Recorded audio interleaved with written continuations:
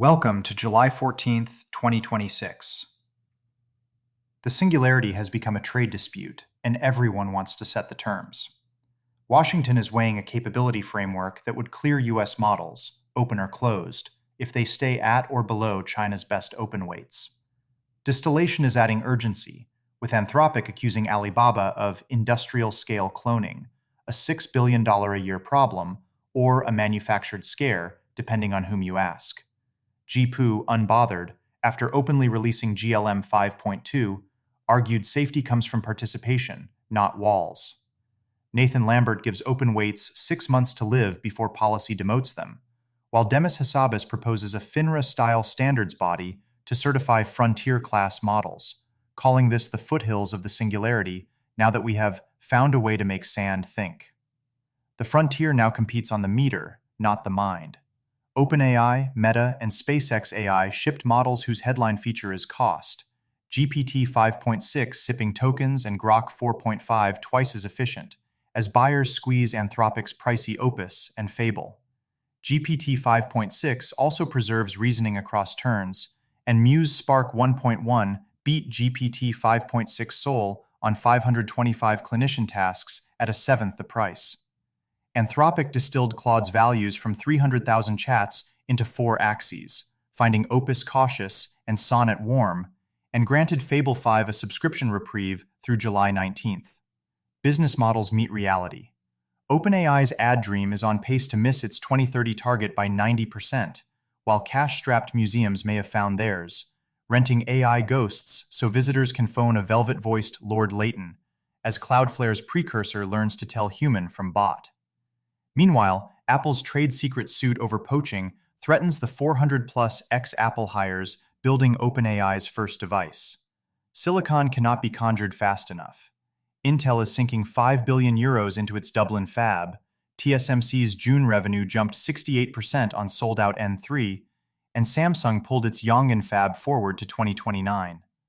Apple tore up its Mac roadmap, skipping the M6 Pro line for an M7 Ultra chasing Blackwell power, while the memory shortage pushed smartphone shipments to their worst second quarter in 13 years. The build-out collides with the grid. Meta's Louisiana campus is set to top $250 billion and 5 gigawatts, even as New York became the first state to halt large data centers for a year. Ireland shows the trajectory, its server farms eating 23% of national power, more than all city households combined. Freight runs the other way, with self-powered semi-trailers saving 7,000 liters of diesel apiece each year. Robots keep escaping their categories. A Canadian hid a quadcopter inside a flying umbrella that hovers overhead, and Ukraine floated a gun-toting robot across the Black Sea behind Russian lines. Not all welcome them. Uber lobbyists are drafting hybrid network laws to force humans onto 85% of rides and box out Waymo, and in China's Kunshan, once laptop capital of the world, displaced workers sleep in parks between $9 gigs. The machines get better bones, though, with a self-organizing superalloy emerging twice as strong as steel. Launchpads aim at compute. JAXA's RVX rocket hopped, slid sideways, and landed in under a minute, a day after China recovered its first stage. Overhead, Lone Star announced the first orbital sovereign AI, nudging the Dyson swarm outward.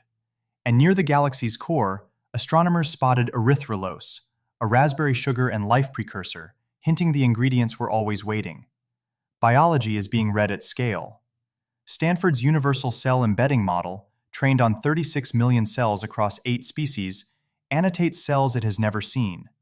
Downstream, women in tech are egg maxing, banking 100-plus eggs to widen the pool for screening that grades embryos on disease risk and IQ.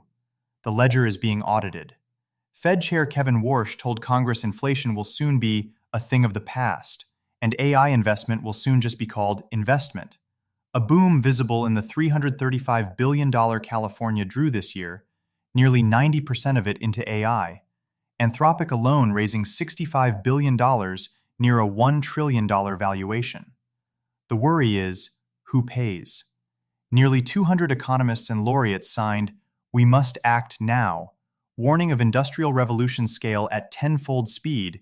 Analysts called back-office roles like payroll and HR the truer target, and 69% of Americans would force AI firms to hand half their equity to a public fund.